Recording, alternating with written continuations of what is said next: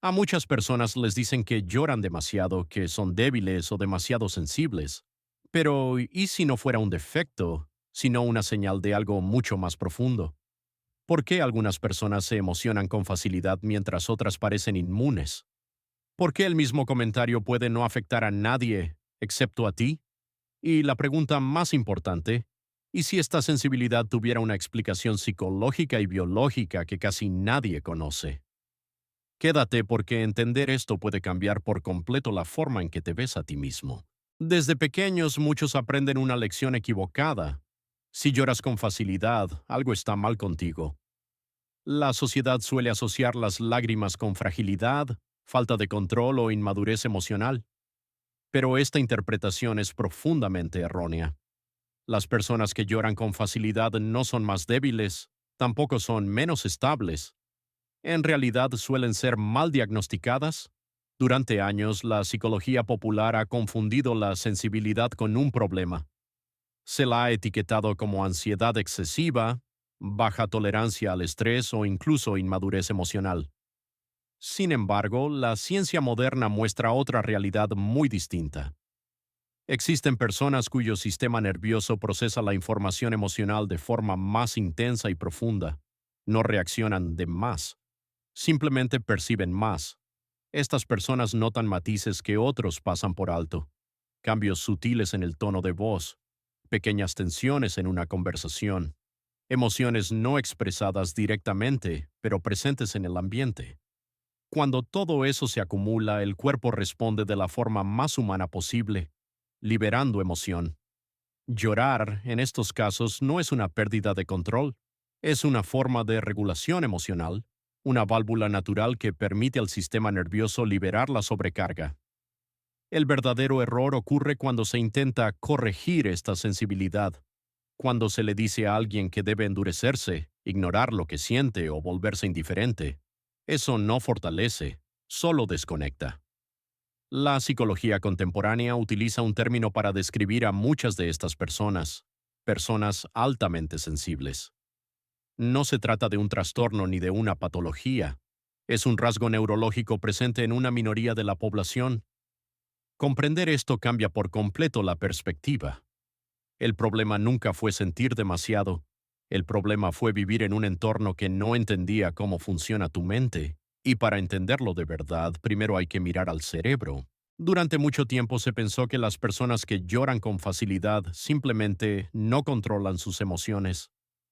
Pero la neurociencia moderna ha demostrado que esa idea es incorrecta. El origen no está en la voluntad ni en la actitud, está en la biología del cerebro. El cerebro de una persona altamente sensible no funciona como el de la mayoría. No es más débil ni más caótico, es más receptivo. Las áreas cerebrales encargadas de procesar estímulos emocionales y sensoriales muestran una actividad más intensa. Esto significa que la información no pasa de largo. Se analiza, se conecta, se integra con recuerdos, experiencias pasadas y significados profundos. Para entenderlo mejor, imagina dos cámaras. Una graba en resolución básica, la otra graba en ultra alta definición. Ambas registran la misma escena, pero la segunda capta cada sombra, cada matiz y cada detalle invisible para la primera. Eso es lo que ocurre en este tipo de cerebro. No exagera la realidad, la percibe con mayor profundidad. Por eso una situación aparentemente pequeña puede generar una respuesta emocional intensa. No porque sea insignificante, sino porque el cerebro la está procesando a múltiples niveles al mismo tiempo. Emoción, memoria, significado y consecuencias futuras se activan de forma simultánea. Este procesamiento profundo tiene ventajas claras: mayor empatía, mejor comprensión de los demás, capacidad para anticipar conflictos o leer ambientes complejos. Pero también tiene un costo. Cuando el cerebro recibe demasiada información sin filtros fuertes, puede saturarse. Y cuando se satura, el cuerpo necesita liberar esa carga. Las lágrimas no son el problema, son el resultado. Lo importante es entender que no se trata de una personalidad demasiado emocional. Se trata de una arquitectura cerebral distinta, presente solo en una parte de la población. Y esta diferencia biológica se manifiesta a través de varios rasgos específicos. El primero de ellos explica por qué estas personas parecen no tener filtro frente al mundo. La mayoría de los cerebros funciona con un sistema de filtrado automático. Elimina estímulos irrelevantes para ahorrar energía y mantener el foco. Ruidos de fondo, detalles visuales menores y emociones leves suelen quedar fuera de la conciencia. En las personas altamente sensibles, este filtro es mucho más débil. Este fenómeno se conoce como baja inhibición latente. No significa que el cerebro esté defectuoso, significa que deja pasar más información. Cada sonido, cada gesto, cada cambio en el ambiente entra con más fuerza. Nada se descarta rápidamente. Todo se registra. Por eso estas personas pueden sentirse abrumadas en lugares ruidosos o con mucha gente. No es falta de tolerancia. Es una sobrecarga real del sistema nervioso. Este rasgo explica por qué el mundo puede resultar tan intenso. Mientras otros ignoran la mayoría de los estímulos, el cerebro sensible los procesa todos a la vez. La experiencia es más rica, pero también más exigente. Lo interesante es que esta misma característica está vinculada con la creatividad y la capacidad de encontrar conexiones que otros no ven. Al no filtrar tanto, el cerebro puede combinar ideas, emociones y estímulos de formas únicas. Muchos artistas, pensadores y personas altamente intuitivas comparten este rasgo. Sin embargo, el precio es alto. La acumulación constante de estímulos genera fatiga mental. El cuerpo necesita pausas más frecuentes para recuperar el equilibrio. Cuando esta saturación no se gestiona, el sistema nervioso busca una salida. A veces es el aislamiento, otras veces es el llanto. No como debilidad, sino como mecanismo de descarga. Este rasgo no puede entrenarse ni eliminarse. Es parte de la configuración básica del cerebro. Intentar endurecerse solo aumenta el estrés interno. Comprender este primer rasgo permite cambiar la narrativa. No se trata de aprender a sentir menos, se trata de aprender a proteger un sistema que siente más, y este es solo el comienzo. El segundo rasgo explica por qué estas personas no solo perciben emociones, sino que las viven como propias. Cuando observas a alguien sonreír, tu cerebro activa, de forma automática, los mismos circuitos que usarías al sonreír tú. Este mecanismo se llama neuronas espejo y permite comprender a los demás sin necesidad de palabras. En las personas altamente sensibles, este sistema funciona con una intensidad mucho mayor. No solo entienden las emociones ajenas, las sienten físicamente. Un gesto de tristeza puede generar un nudo en el estómago. La tensión de otra persona puede convertirse en presión en el pecho. El cuerpo reacciona como si la emoción fuera propia. Este rasgo explica por qué estas personas absorben el ambiente emocional. No pueden simplemente ignorar lo que otros sienten. Su cerebro lo simula de forma automática. Esta hiperempatía tiene un enorme valor social. Permite detectar conflictos antes de que exploten, comprender estados emocionales no expresados, ofrecer apoyo genuino cuando otros ni siquiera saben qué sienten, pero también tiene un costo. Estar rodeado de personas estresadas, enfadadas o tristes puede ser agotador. El sistema nervioso no distingue entre emoción propia y ajena. Con el tiempo, esta acumulación puede generar cansancio emocional, ansiedad o necesidad constante de aislamiento, no por rechazo a los demás, sino por autoprotección. Este rasgo también explica por qué ciertas situaciones provocan lágrimas inmediatas, una escena emocional, una conversación intensa, incluso una historia ficticia puede activar una respuesta corporal real. No se trata de falta de control, se trata de un sistema empático que no sabe apagar el volumen. La sociedad suele pedir a estas personas que se endurezcan, pero eso sería como pedirle a alguien que deje de oír. El cerebro simplemente no funciona así.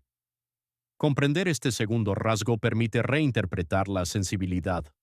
No es debilidad. Es una capacidad de conexión emocional extraordinaria.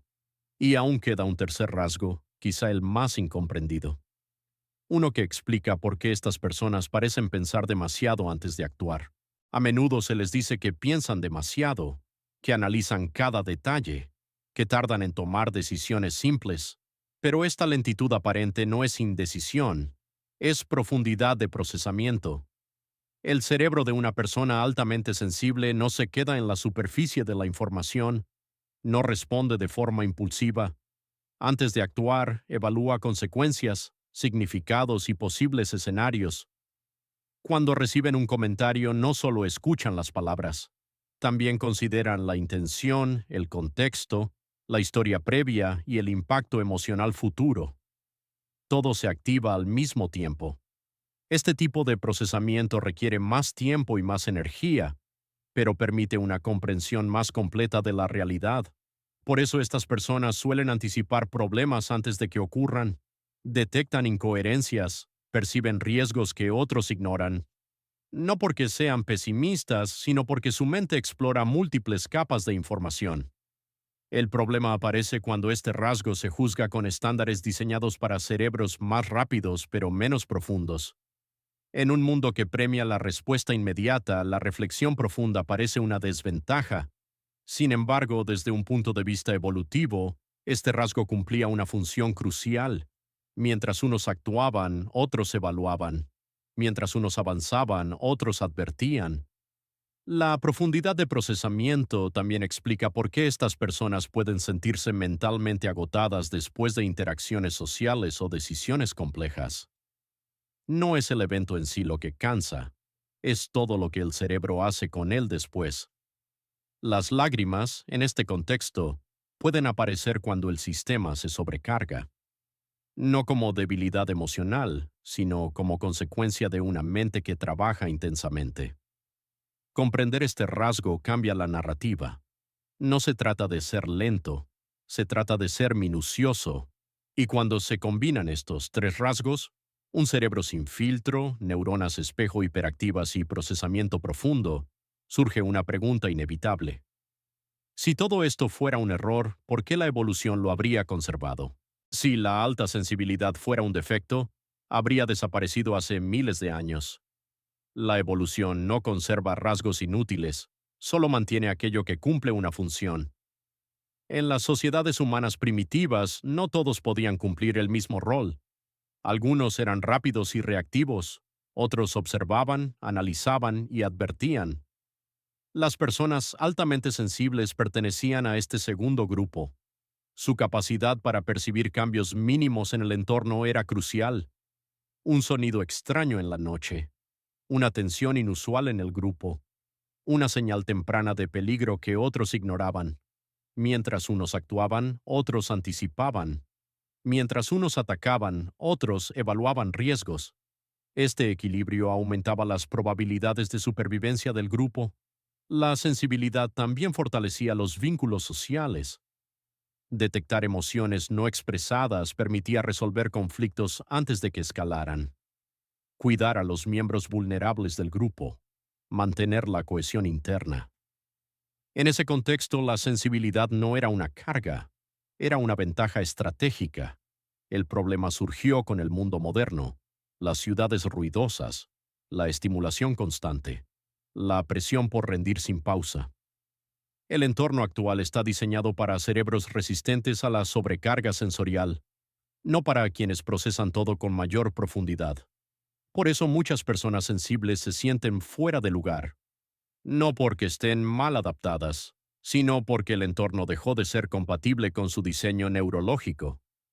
La evolución no se equivocó. Simplemente aún no hemos construido una sociedad que entienda este tipo de mente. Comprender esto permite dejar de verse como una anomalía. La sensibilidad no es una falla personal, es un rasgo que tuvo sentido y sigue teniéndolo en contextos adecuados. Y para cerrar este recorrido queda una última idea clave. Una metáfora que explica mejor que cualquier diagnóstico cómo funciona realmente este tipo de sensibilidad. Imagina dos plantas creciendo en la naturaleza. Una es un diente de león, puede crecer casi en cualquier lugar. Resiste el viento, el frío y la falta de cuidado. La otra es una orquídea, necesita condiciones específicas para florecer. La luz adecuada, la humedad correcta, un entorno estable. Durante mucho tiempo se creyó que el diente de león era la planta fuerte y la orquídea la frágil. Pero cuando la orquídea recibe el entorno adecuado, no solo sobrevive, florece con una complejidad y belleza extraordinarias. Las personas altamente sensibles funcionan de la misma manera. No son menos resistentes, son más dependientes del entorno. En ambientes hostiles, ruidosos o emocionalmente caóticos se marchitan, no porque sean débiles, sino porque su sistema nervioso está diseñado para procesar más información. La sobrecarga constante les pasa factura, pero en entornos adecuados estas personas suelen destacar. Empatía profunda, creatividad elevada, capacidad para comprender matices humanos complejos, sensibilidad artística y emocional. Esta metáfora explica algo fundamental. No necesitas volverte más duro, necesitas un entorno que no te obligue a sobrevivir todo el tiempo. Llorar con facilidad no es una falla, es una señal de que tu sistema responde intensamente al mundo. La clave no está en reprimirlo, sino en aprender a gestionarlo.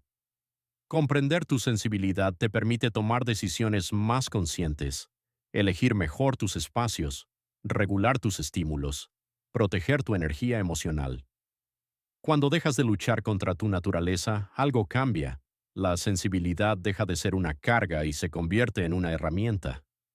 El problema nunca fue sentir demasiado. El problema fue vivir en un mundo que no sabía qué hacer con alguien que siente así.